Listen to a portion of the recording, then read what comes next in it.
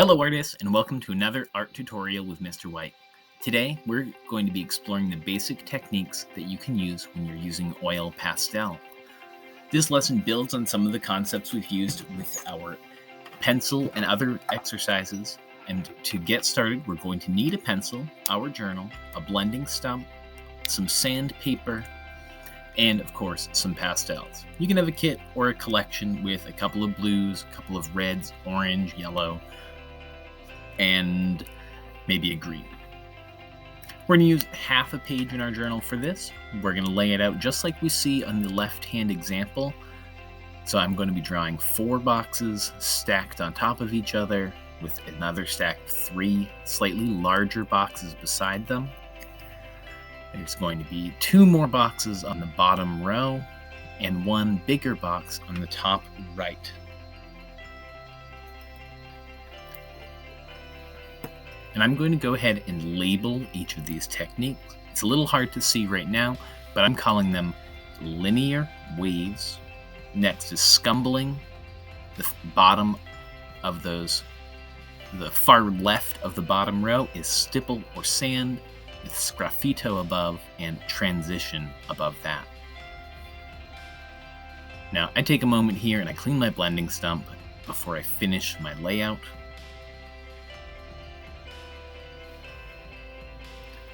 Which is really just drawing one more big box.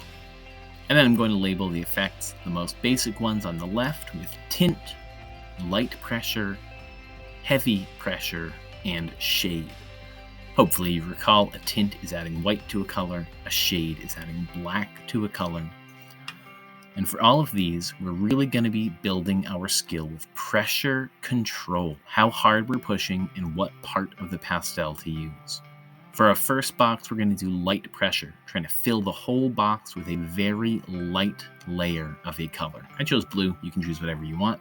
I'm using a flat part of the pastel, trying to let gravity do the work. And then I use my blending stump, blending at a different direction than I colored. I'm using a diagonal and a circular sort of overlapping mark with my blending stump, trying to have no texture in the box. And for our next box, we're going to do the opposite end of the spectrum. Using the same color, we're going to press firmly in the entire box, trying to fill the whole box with a consistent, flat-looking, totally saturated layer of this color. Now, for the tint and shade box, both of those we're going to try to use a medium pressure, something between the two extremes we just experimented with. A lot of our coloring with pastels is going to be in that medium pressure, so it's good to have a sense of both the extremes before we dig into that. You'll also notice I tried to keep a fairly consistent direction in both of these, and then I'm going to mix some black, making a gradient where one corner is super dark and the black quickly eases up so that I'm barely adding any black above the middle of that box. But I want to get one corner very dark and the opposite corner will be barely darkened at all. And here I'm doing the same exact move with the white pastel in the top one that is labeled tint, because of course a tint is adding white to a color.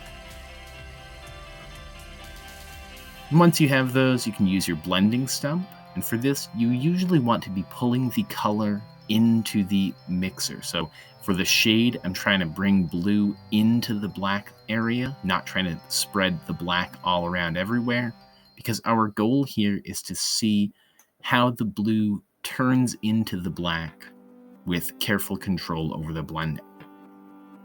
And I've got a decent start on that. So I'm going to go ahead, clean my blending stump, and then I'm going to blend the tint as well in the exact same way, trying to pull some of my blue into the white as I go. It's a little less fussy. It's a lot easier to go too dark too fast with the black. Our next effect is going to be a 2-color transition, transitioning from one color to another color. I use 2 that are similar, and since we use yellow into orange, into red, into purple on the sky, I use two similar colors, orange and red in this example. Notice I color the opposite corners very firmly and then add some of the tone lightening up as the color gets toward the middle. Again, I'm using my blending stump with a round and diagonal, carefully controlled mark. I'm just going to try to blend enough that it seems like an even transition.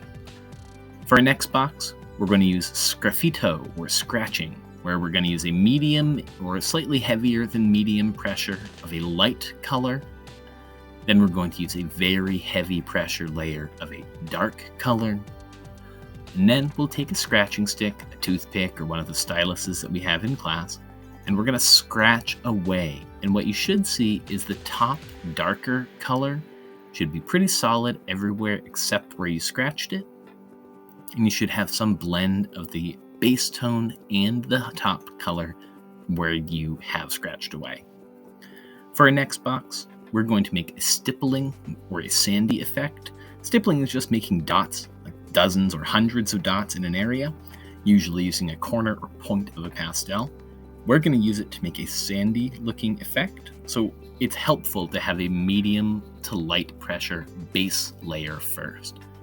Now I'm going to use 2 to 3 other colors that fit with sand, so a medium brown, a dark brown, a lighter tan, and I'm trying to put about 100 dots of each color in my square.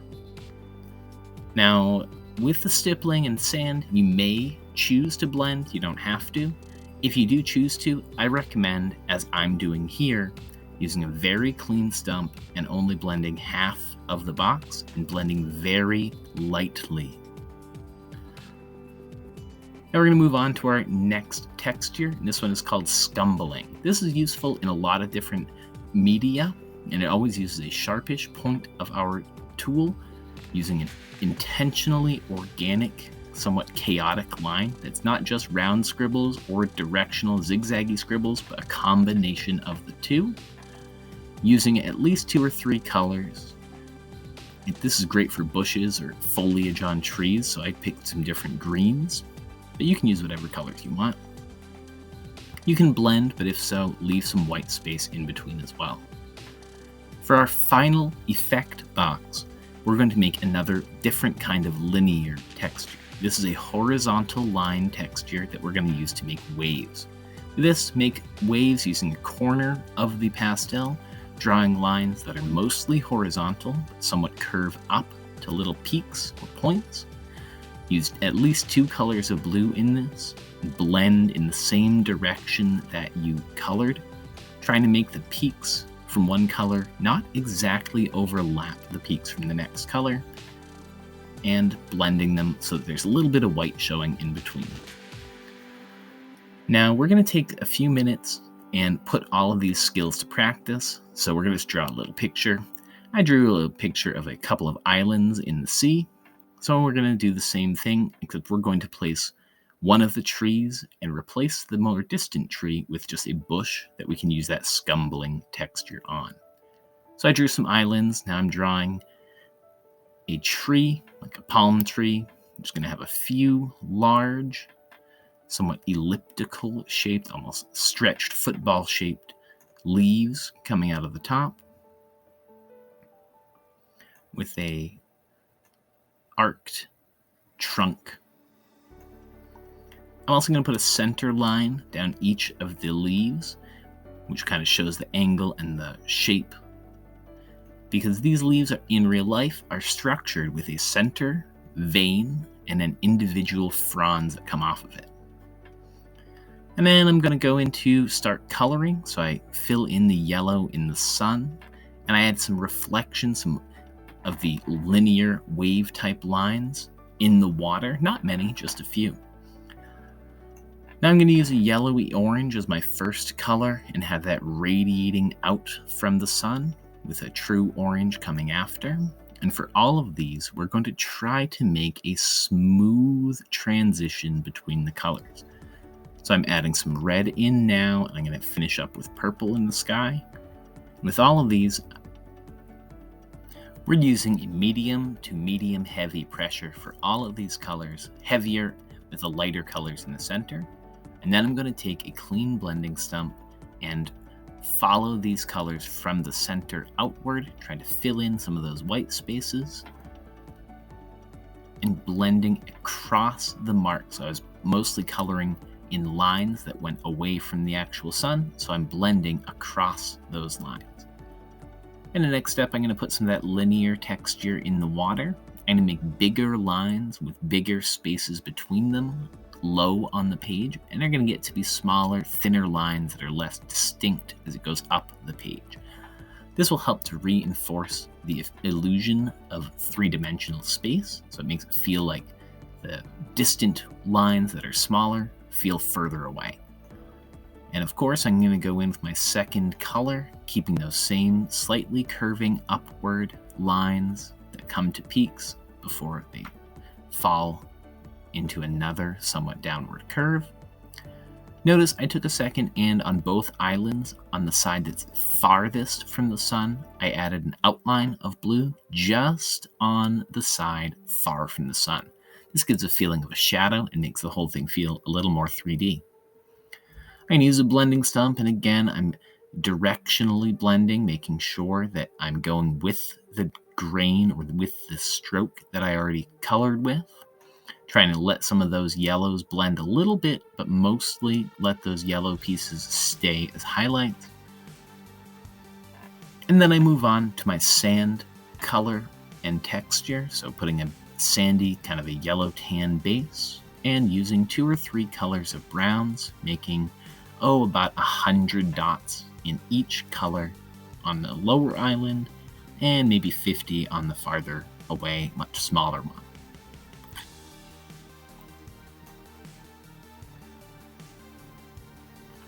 And at this time, the camera is in hyperspeed, back to normal speed right now, where I fill in with a heavy pressure in the tree trunk. In the original version, I used sgraffito to make some curving lines that give it a palm tree texture. I kind of forgot to do that in the recording for this one, so you can go ahead if you want to. And then I went ahead and finished up my sand. I paused because I was stippling with the correct color, and it just seemed convenient at that time. Now, as I mentioned earlier, when we draw the leaves of this palm tree, we're starting with a center vein, and from each of those come more lines, all going in a somewhat the same direction, giving a sort of furry, voluminous, meaning taking up more space, sort of effect. Notice that the lines go in one direction on one side of that center vein, and similar but somewhat different direction on the other side. So each leaf is made of 3 types of marks: a center vein, a left hand, and a right hand side.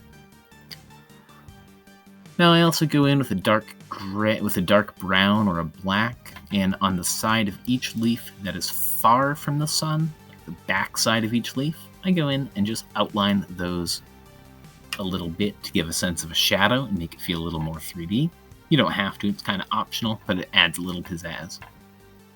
And for the final piece of this, we're going to use our scumbling, but I would use a dark brown, a black, and a dark green to fill in this little sort of foliage or shrub that is on the more distant or farther away island.